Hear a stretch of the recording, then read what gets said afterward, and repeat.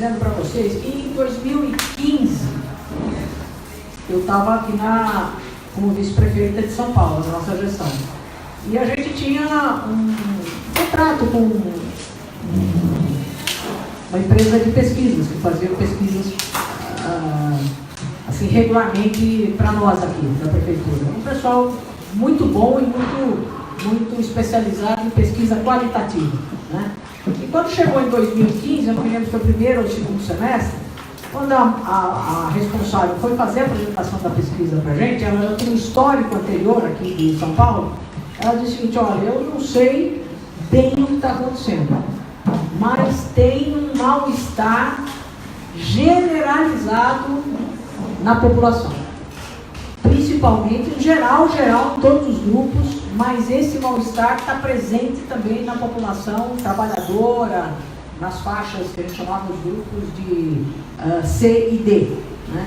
E era a primeira vez que ela dizia isso, porque em geral sempre eram coisas de pouco mais animadoras. Tinha problema, tinha crítica, mas, né, a turma valorizava conquistas, valorizava as coisas positivas que a gente fazia, mas essa foi a primeira vez que ela registrou o seguinte: ó, tá esquisito, né? Eu não sei bem o que está acontecendo, mas não é bom, né? A turma está muito insatisfeita, não se sabe bem com o quê, com tudo, hipercrítico nos grupos, né? Então ali já acendeu uma luzinha amarela de que alguma coisa estava se processando, né, na compreensão, no entendimento do povo de São Paulo. E mesmo que isso não seja replicado, né, como uma amostra do país todo, mas era uma coisa que, em termos aqui de uma cidade que mistura muita coisa, né, é bem significativo. Depois disso, gente, no final de 2007, o Instituto Locomotiva fez uma pesquisa muito interessante sobre o pensamento do brasileiro, né? E também nessa pesquisa, então veja bem, é um ano atrás, tá? Coisa de um ano atrás. Isso é setembro, deve ter divulgado essa pesquisa em dezembro, né? Então já vinham indicadores aí mais preocupantes ainda. Por exemplo, 75% dos entrevistados consideravam que o Brasil atravessava uma crise grave, sendo que 96% reconheciam que o país estava em crise. Então já a ideia generalizada, está mal, o negócio está mal e está muito mal, né? Apenas 6% das pessoas se sentiam satisfeitas com o país e 3% com os governantes. Para fazer uma comparação, quando se perguntava satisfação sobre a família e com a vida profissional, 76% estavam satisfeitos com a família, com a vida familiar, e 64% estavam satisfeitos com a sua vida profissional. Então, quando vai para a política, com o país 6% e com o governo 3%. Então, você pode dizer, o governo Temer. O governo Temer, com os governantes em geral, né? Com a esfera da política. 82% apresentaram que tinham como uma das bandeiras a defender o combate à corrupção. Mais do que essa bandeira, tinha mais uma ou duas, assim, tipo, proteção à criança, ao adolescente e aos idosos. Coisa que ninguém é contra, né? Então é só essa que superava um pouco essa do combate à corrupção. E 45% diziam que já haviam se manifestado de alguma forma contra a corrupção. Não era só que ele apoiava, mas que ele tinha já se manifestado. 96% afirmaram que a internet mudou sua forma de discutir política. Que a gente viu depois como isso já estava presente, portanto, no processo todo eleitoral. 36% declararam ser de direita, 29% de centro e 22% de esquerda. Então é significativo. Quer dizer, um ano antes da eleição, você já tinha 36% das pessoas se dizendo abertamente como pessoas que se inclinavam à direita, né? E se flagrava também uma série de contradições, um pouco de confusão em temas que depois vieram a se mostrar como temas realmente muito explorados na campanha eleitoral. Onde que estava essa confusão? 70% das pessoas que se declaravam contrários ao feminismo também afirmavam defender a igualdade entre homens e mulheres. Então, mostrando que aí não tinha uma... Né? Feminismo, sou contra. Não, mas igualdade entre homens e mulheres eu sou a favor. Mas negócio de feminismo eu sou contra. 70%. Né? Então, vai vendo aí os slogans, né? O cara não relaciona totalmente uma coisa com a outra. 48% que disseram que a democracia é sempre o melhor regime político, diziam também que o país seria melhor sem partidos políticos. Então, democracia, mas democracia sem partidos. Quer dizer, contrassenso, né? 85% que era favorável a partidos de direita achavam que o governo deve promover justiça social e 64% que o governo deveria ter empresas públicas fortes. Então, uma contradição por outro lado. 47% dos favoráveis aos partidos de esquerda afirmavam que direitos humanos não deveriam valer para bandidos. Então, também aqui uma outra contradição. Eu sou de esquerda, mas esse negócio de direito humano para bandidos, isso eu sou contra. Né? Então, mostrando, quer dizer, tem muita contradição nesse pensamento quando você entra em debates polêmicos de temas que fogem um pouco de uma coisa muito mais simplificada. Mas havia uma percepção de que a crise afetava diferentes esferas, todas, política, econômica, social, né, cultural, e que essa crise carecia de uma liderança capaz de solucioná-la. Um ano antes da eleição, ninguém vislumbrava o seguinte: quem é que pode resolver essa crise? As pessoas não vislumbravam isso. Portanto, uma crise de confiança grande. 30% de confiança apenas nos partidos, 34% de confiança na presidência da República e 34% no Congresso. Ou seja, a grande maioria da população, né, descrente do papel dessas instituições. E 58%, para falar um pouco da seara aqui da CTB, 58% achavam que os sindicatos servem mais para fazer política do que para defender o trabalhador. O inverso, gente que achava que sindicato defende trabalhador, é 38%, e 4% não sabiam, não responderam. Então a gente já vê que essa desconfiança, essa rejeição, né, de certa forma, a instituições mais tradicionais, né, da democracia e da vida republicana do país já estavam muito balançadas. O que acontece na campanha, companheiros? Aqui então é um pouco o quadro do que já estava na cabeça do povo brasileiro um ano antes da eleição. Durante a campanha, o que aconteceu?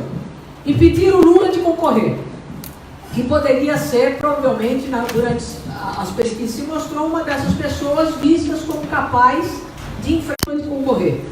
O centro político afundou, né, quer dizer, drenou, principalmente para a direita, e o Bolsonaro ganhou a eleição. Portanto, nós, durante a campanha, ao longo de 8 meses, 9 meses, tudo isso aconteceu. E hoje nós temos um presidente de extrema-direita no país. Uma coisa que ninguém pensava que poderia acontecer. E muita gente achava o seguinte: não, ao final das contas vai ser uma disputa como sempre foi. Né? O nosso campo, um campo democrático, provavelmente liderado pelo candidato do PT e um liderado pelo PSDB, vai ser o Geraldo Alckmin. A maior parte das pessoas achavam que isso aconteceria e o Bolsonaro, a extrema-direita, desidratava no processo. Aconteceu ao contrário, no campo deles. Né? No nosso, até que a lógica foi essa, mas no campo deles desidratou completamente o Alckmin e o Bolsonaro ganhou. Portanto, no primeiro turno, vocês sabem, Bolsonaro já atingiu 46%, Haddad 29%, Ciro 12%, Alckmin 4,7%. Já foi o desastre do centro. Agora, companheiros, brancos, nulos e abstenção foi 29% dos votos. O mesmo que nós tivemos. 29% dos votos. Segundo turno. No segundo turno, Bolsonaro foi a 55%, Haddad 44% dos votos válidos, brancos, nulos e abstenção aumentaram 1%, 30%. Então a mesma coisa que aconteceu no primeiro turno, o pessoal não mudou uma vírgula, até aumentou um pouquinho, 30%. No segundo turno, portanto, 31 milhões de brasileiros em condições de votar não foram votar. É gente pra burro, gente. 31 milhões. Nem lá foi. E 8,6 milhões anularam o voto. Então, entre quem não foi e quem não anulou, que é um tipo de recado, de rejeição, né? Somou quase 40 milhões de eleitores e de brasileiros. É gente, muita gente. O Bolsonaro ganhou, portanto, companheiros, com 55% dos votos válidos, que representa 57,8 milhões de eleitores. Isso representa 1/3 do eleitorado, de todo mundo no país que pode votar, 1/3 disso. O presidente deve ser o Bolsonaro. E representa 1/4 da população, toda ela. Vamos dizer que você tira aí crianças e até 14, 15 anos, né? Mas é isso, da população brasileira, 1/4 teria votado neste presidente que está aí. Então é um campo, né? É uma situação complexa você entender o que realmente decidiu o conjunto da população brasileira. É uma coisa importante para a gente pensar, para não ter uma ideia de que foi uma coisa assim, acachapante, de um dia para o outro, todo mundo votou no Bolsonaro, né? Então são números importantes. Entretanto, a gente fez uma conta, tem gente que está fazendo conta pra caramba, para ver o seguinte, o que é mesmo? Porque foi uma polarização, tá certo? O segundo turno é o voto nesse ou naquele, ou anulo, não vou, né? Mas a pergunta seria o seguinte, o que é mesmo aquela base forte, nuclear do Bolsonaro? Portanto, da direita, da extrema direita no país, podemos chamar assim.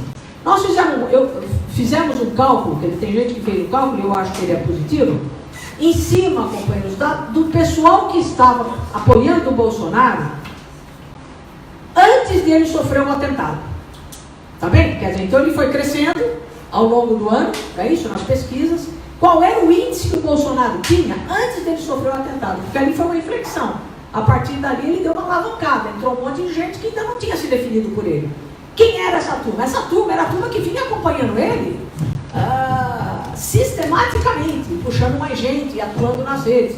Quanto dá isso aqui? Na nossa conta, é algo em torno de 26,7 milhões de pessoas.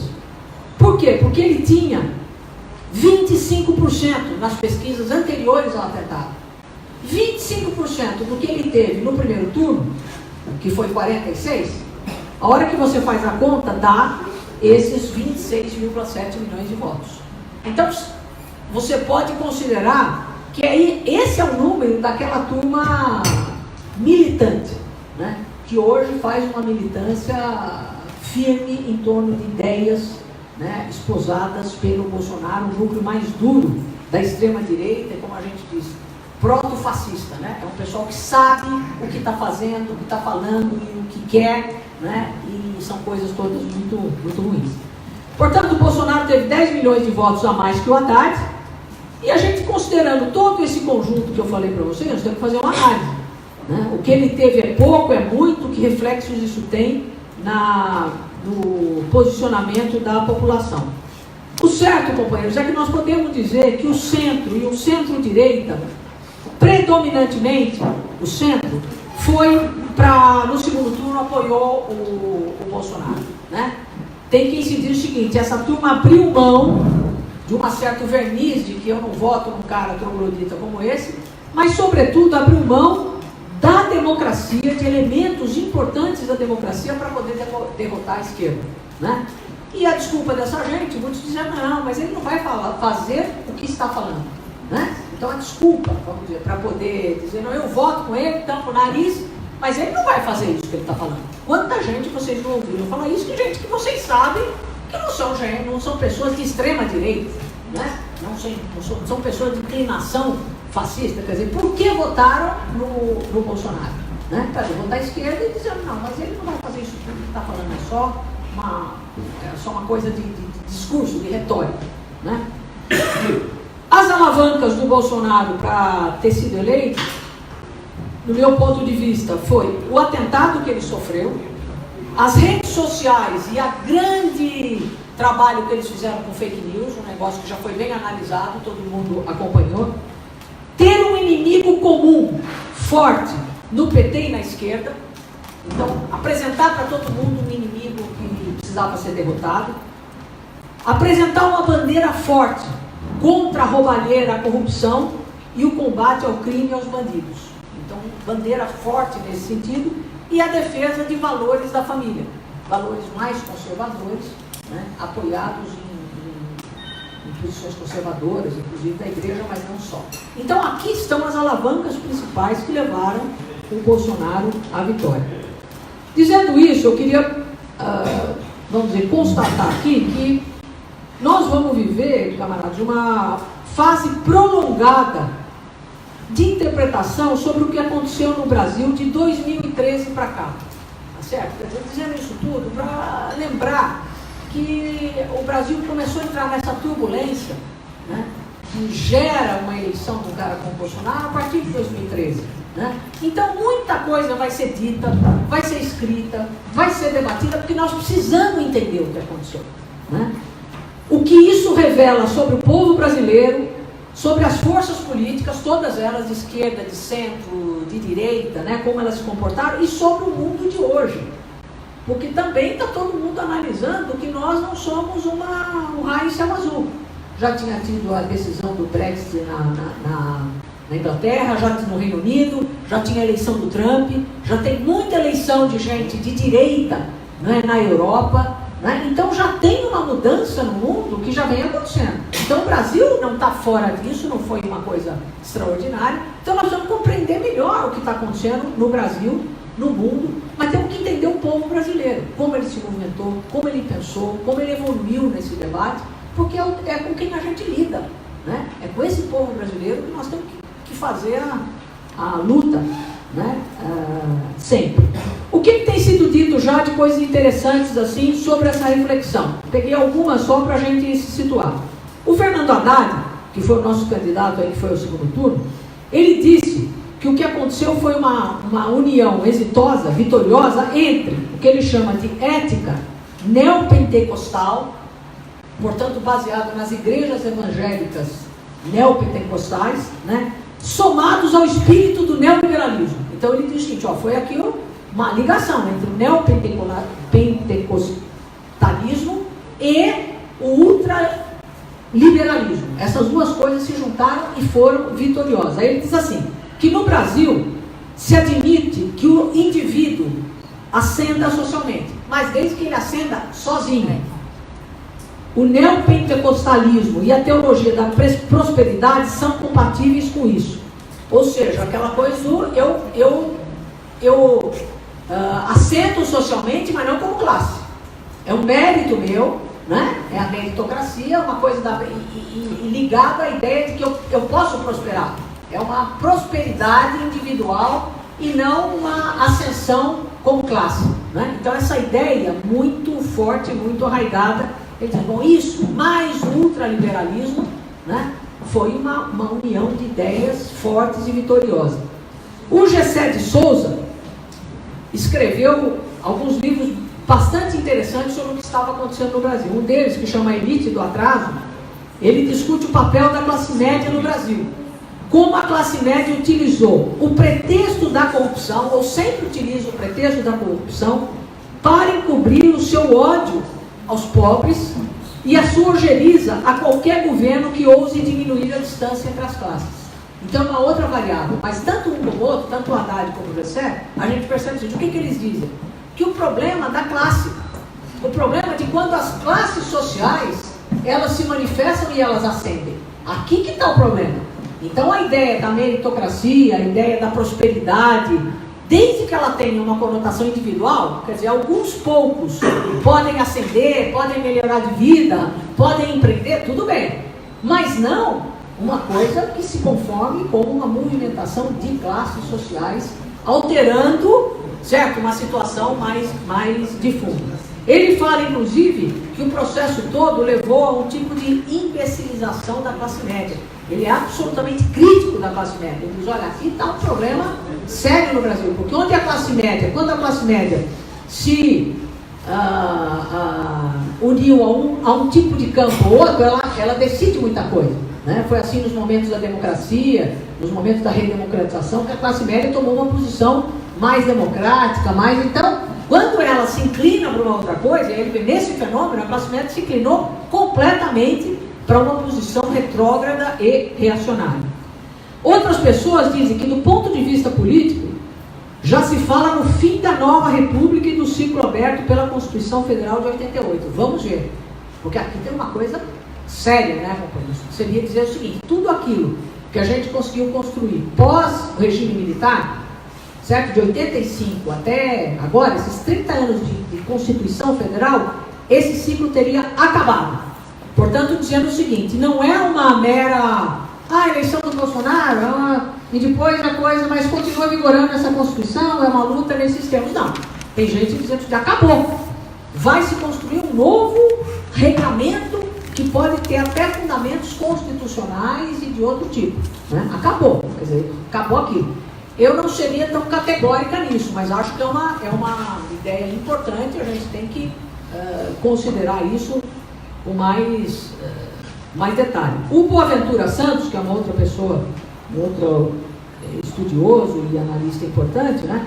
Ele fala que nós já estamos vivendo sob um regime híbrido, que é um regime seguinte, que conserva traços da democracia, como chegar ao poder através da urna, como chegou o Bolsonaro, como ter uma democracia com partidos, porque até onde a gente saiba, não existe uma proposta de acabar com os partidos no Brasil, agora pelo menos, né? Então seria um aspecto presente que caracterizaria uma democracia, mas seria um regime, porque ele é híbrido, porque ele é altamente marcado pelo autoritarismo e, no caso nosso, pelo moralismo das forças militares que acompanham o governo.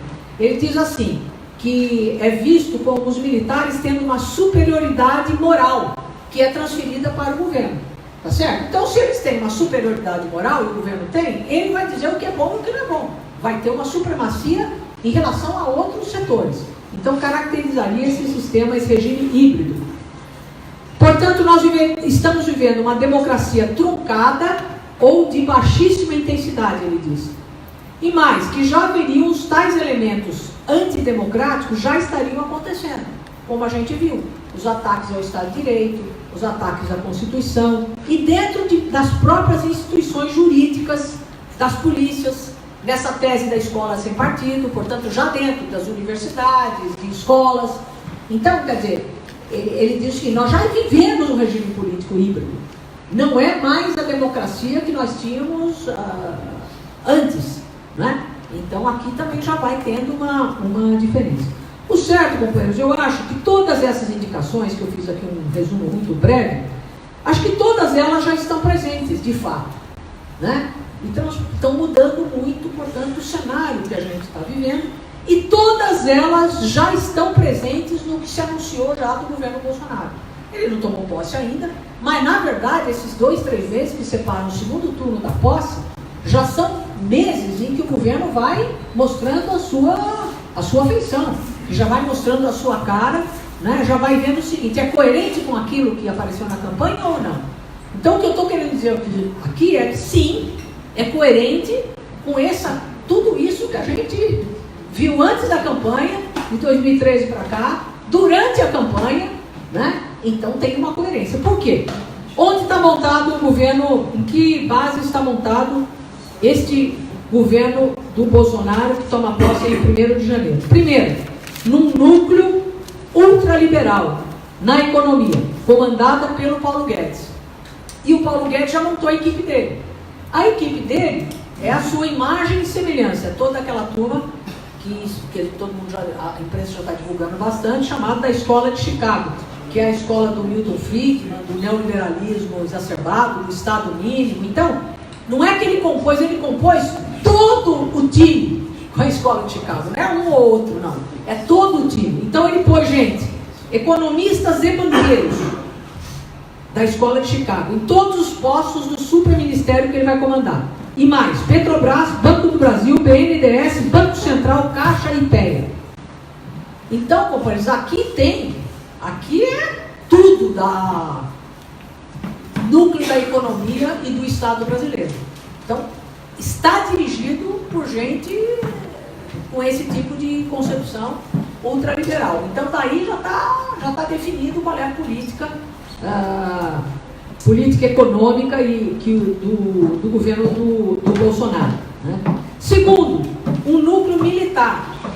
O núcleo militar ocupa, tirando a economia, ocupa todas as posições estratégicas do pensamento e da coordenação de governo. Então vejam bem o que eu estou dizendo, companheiros. O núcleo militar, ele está se sobrepondo ao que seria um núcleo político. E todo mundo imagina, qual é o núcleo político do Bolsonaro? Ele não tinha partido. Até, acho que, sei lá, se foi em abril, maio, ele não tinha partido, ele estava escolhendo que partido ele ia. E ao final ele entrou num PSL, companheiros. Não existe PSL. Que PSL? Quem é PSL? PSL virou um partido na eleição. Quando o Bolsonaro entrou uma renca de gente junto, tá certo? Os doidos todos do impeachment, todo aquele cara entrou lá, né? E eles se fizeram a maior bancada no processo eleitoral junto com o Bolsonaro, no bojo da campanha do Bolsonaro. Mas que núcleo político ele tem? Será que nós vamos dizer que o Onyx Lorenzoni e o Bebiano, presidente do PSL, são núcleo político do Bolsonaro? Pensamento estratégico do Bolsonaro? De jeito nenhum. Que o próprio Bolsonaro tenha um pensamento estratégico? Claro que não. Né? Aliás, já está a maior grita dessa turminha, porque eles já estão tudo espremidinho, né, no governo. Os militares ocuparam a vice-presidência forte.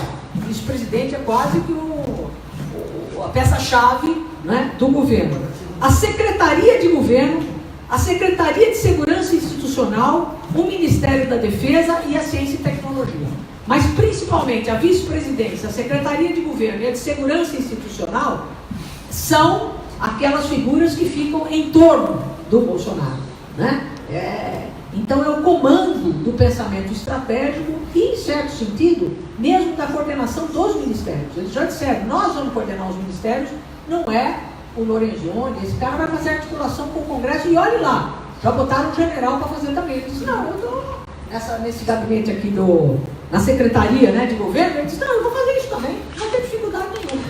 Então um núcleo militar. E eles estavam discutindo dos militares entrarem também na área de infraestrutura. Parece que ele já indicou ontem uma outra figura aí para infraestrutura, mas ele tem formação militar também, fizeram questão de dizer que ele tem formação militar. Mas todos os projetos de infraestrutura, a retomada, quais são os projetos estratégicos, foram definidos já por um núcleo militar forte que se reunia ao longo da campanha.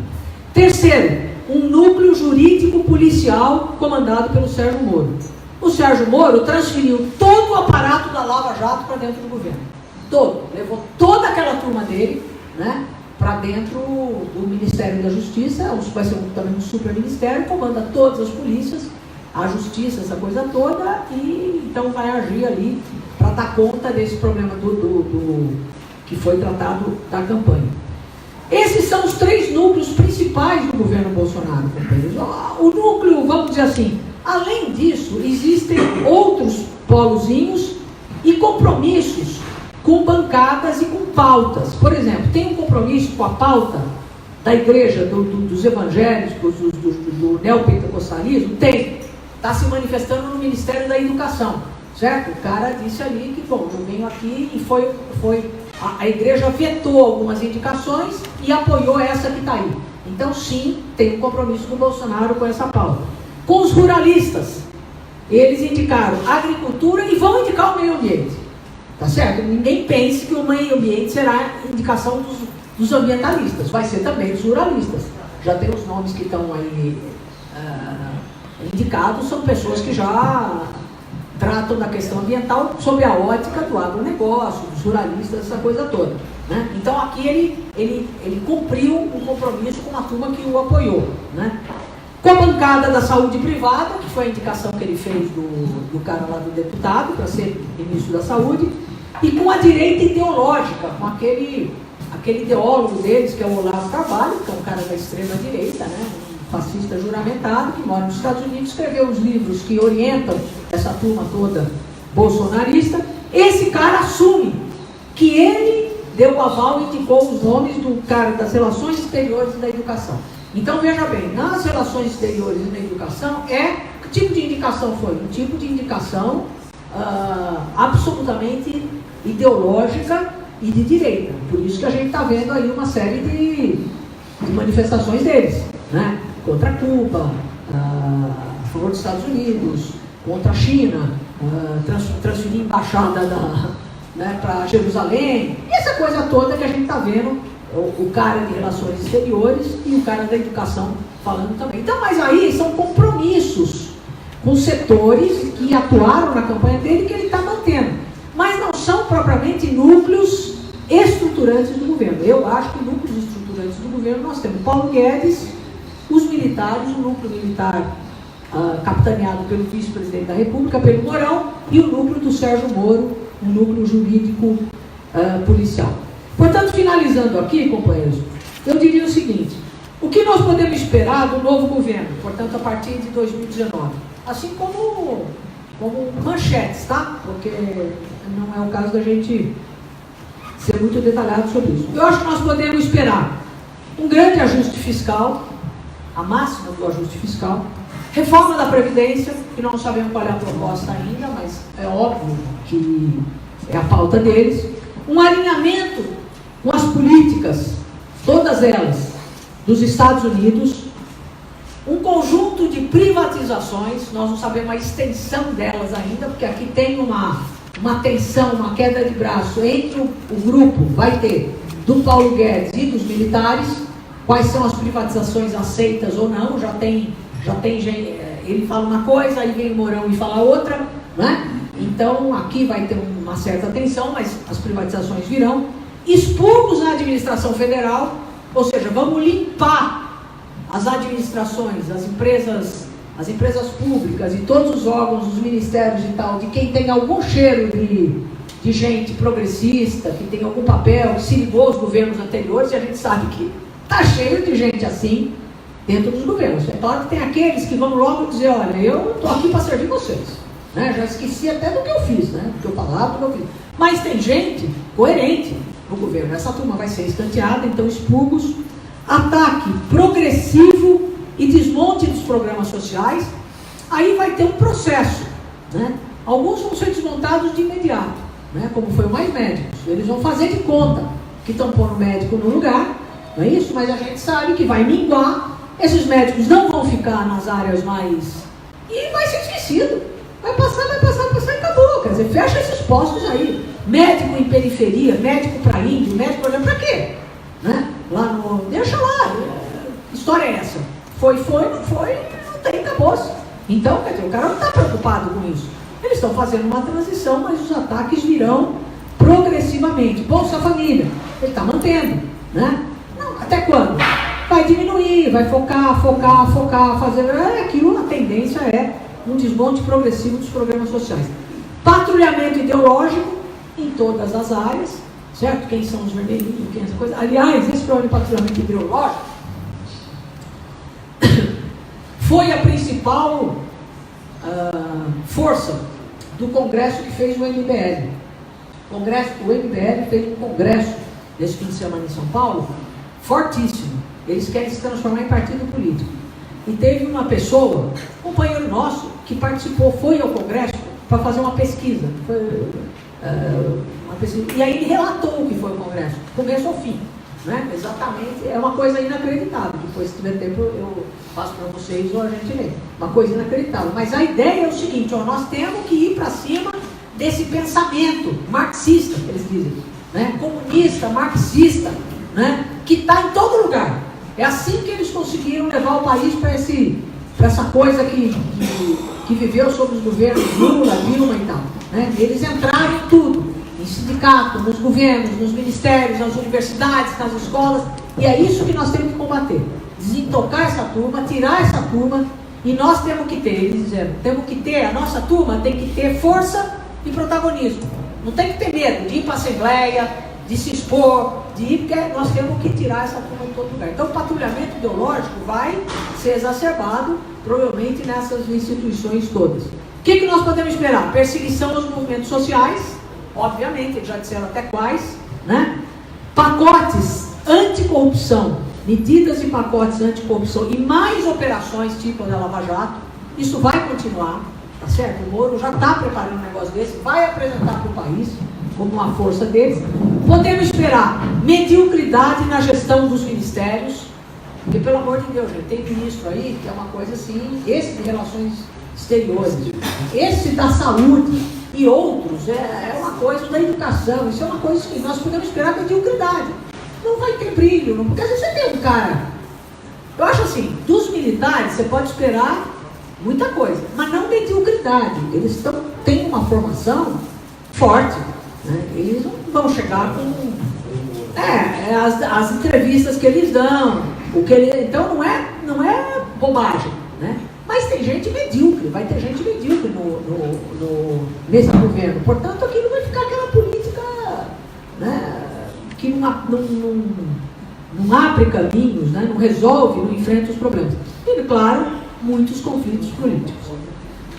Para finalizar essa parte deles, eu acho assim, que o programa deles, do governo Bolsonaro e dessa turma, em grande parte, qual é o objetivo? É desmontar o que fez a esquerda.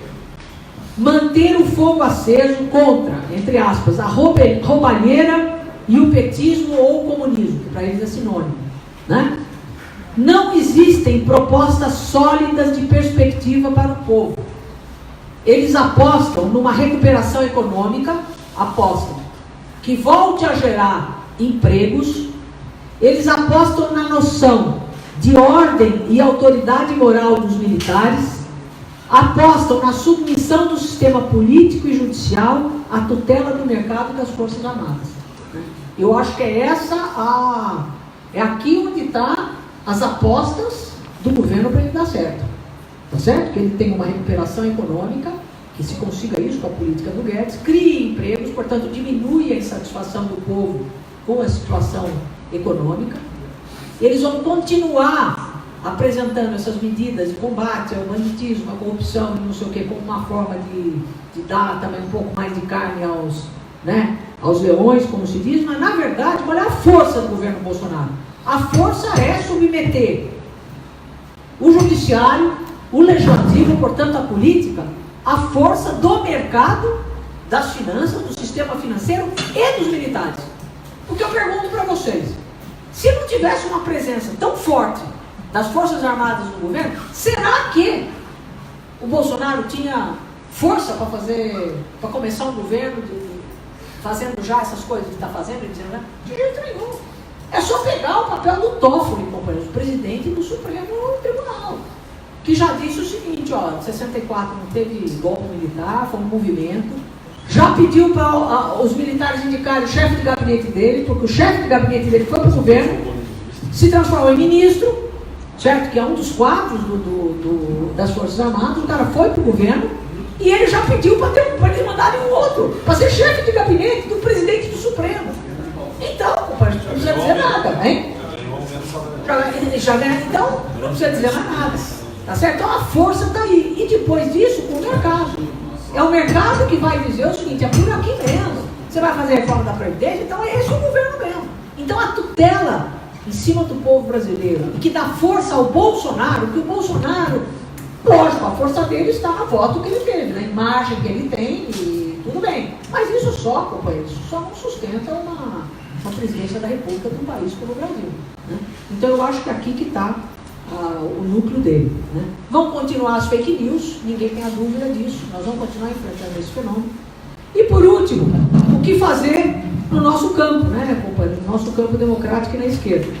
Eu elencaria aqui, nós precisamos entender a nova realidade, não agir como se fosse mera continuidade do que a gente já fez anteriormente, nos métodos de trabalho nosso, no nosso discurso, que basta dizer que a polarização está tudo resolvido, na nossa forma de como a gente apresenta as coisas, inclusive sobre, né, a situação que está vendo, na nossa narrativa e nas nossas formas de luta, em certo sentido. Nós vamos ter que parar para pensar mais. Eu quero dizer, eu não tenho as respostas todas ainda, mas eu acho que nós temos que levar em conta tudo isso, né? Os recados que o povo brasileiro disse, quais são as suas inseguranças, como é que eles vão ver o novo governo e fazer um processo de amadurecimento de um novo pensamento na medida em que a realidade vai se desenvolvendo, como a gente atua, né? Então aqui nós temos que rever, nós temos que entender, fazer mais seminários, mais discussões, né? Perceber que a gente comeu bola num monte de coisa. Então não basta só a gente dizer por que nós comemos bola, por que nós não vimos. Mas se nós não vimos alguma coisa, significa que a gente não lidou com aquela coisa. E agora nós temos que lidar, né? Agora nós temos que lidar. Então tem uma coisa que nós temos que resolver. Nós temos que fazer mudanças nos canais de comunicação com o povo. Eles estão insuficientes, obviamente, os canais tradicionais estão insuficientes. Nós temos que ter tomado esse baile que nós tomamos nas redes sociais. Aqui tem todo um campo de nova discussão, né? Entre redes sociais, entre a imprensa tradicional, nós temos que debater isso. Nós estamos preparados para manter agora uma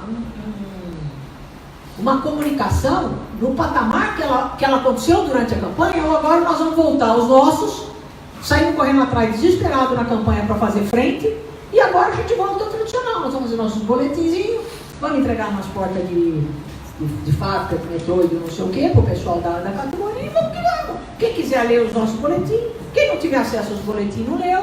A nossa rede social, é um site, quem quer vai lá se inscreve. Então, e eles comendo solto, entendeu? Com as redes do caramba, com um esquema do caramba que veio para ficar. Não sei se vocês sabem, mas já a publicidade do mercado é mais feita em redes sociais do que qualquer outro. Cresceu. Então é o seguinte, nós estamos preparados para isso? O movimento sindical está preparado para isso? Eu trouxe até um artigo aqui para deixar para vocês, que não sei se todos viram, que é assim, a tecnologia e o renascimento dos sindicatos, né? Tem uma experiência lá dos sindicatos americanos e tal, eles já estão se organizando por muita coisa das redes, muitos processos. Então, estou só querendo levantar um elemento que nós temos que modificar. Nós temos que organizar, companheiros, na verdade, a nossa resistência democrática e social, com grande amplitude. Tá certo? Nós temos que atuar nos dois níveis. Nós vamos ter uma resistência contra os ataques sociais, na questão social, e também na questão democrática. As duas coisas vão ter que andar junto. É claro que uma frente democrática é uma frente muito mais ampla. Mas, evidentemente, que o elemento dos direitos sociais, né, eles são fundamentais.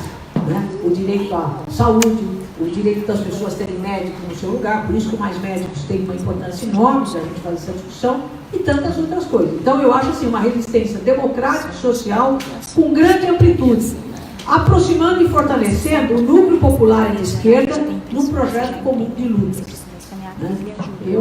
Eu penso que está na hora da gente fazer o maior esforço para se juntar, definir nossos programas de lutas e estarmos juntos, né?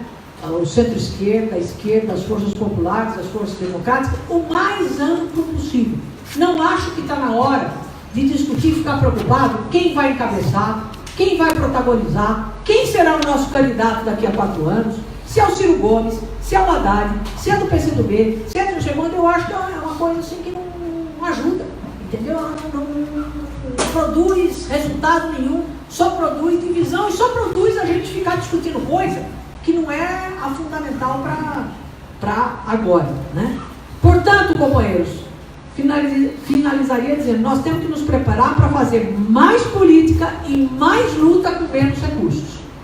Porque, evidentemente, que nós vamos viver uma situação de defensiva, né, de ataques, tem menos recursos para tudo, para os partidos populares, para os partidos de esquerda, para os movimentos sociais, né, vão sofrer estrangulamentos para os sindicatos, mas isso não pode nos impedir de realizar a luta. Nós temos que rever coisas, remodelar a nossa atuação e fazer mais política, mais debate, mais diálogo com o povo, mais corpo a corpo, né? E renovar métodos que a gente faz, porque senão nós vamos falar assim, pô, nós estamos com menos dinheiro, nós temos menos sede, nós temos não sei o quê, pelo amor de Deus, vamos ficar em casa até a situação melhorar. Então, acho que esse tipo de postura ele não vai nos levar a lugar nenhum. Então, eu finalizo por aqui, dizendo que, por onde eu comecei, todo aquele mal-estar, né, que vinha acontecendo no Brasil em 2013, ele chegou num ponto máximo e muda bastante as condições e a situação na qual a gente vinha atuando. Mas como é que você diz o negócio da esperança? A esperança é revolucionária. A esperança é revolucionária, Paulo Freire, então nós vamos lutar bastante para mudar essa situação no mais breve espaço de tempo que a gente conseguir.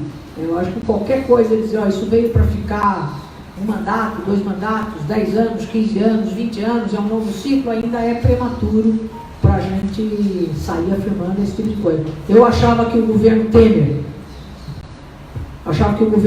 depois que ele assumiu, depois da Dilma, eu achei que eles iam ter muito mais sucesso do que eles tiveram.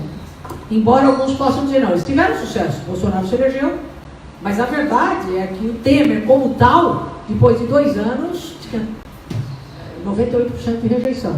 Não deixa de ser uma coisa contraditória. Eles não conseguiram. O governo dele, não conseguiu apresentar uma saída com aquela política. O Bolsonaro vai conseguir? Então, nós precisamos ver. Acho que essa história que vai ficar 30 anos aí, 20 anos aí, um novo ciclo da direita, pode ser que sim, mas pode ser que não. Depende da nossa luta, depende de um quadro mundial que a gente tem que analisar, né? Então, nós estamos aí com um belíssimo desafio pela frente. Obrigado. Obrigado, Renato.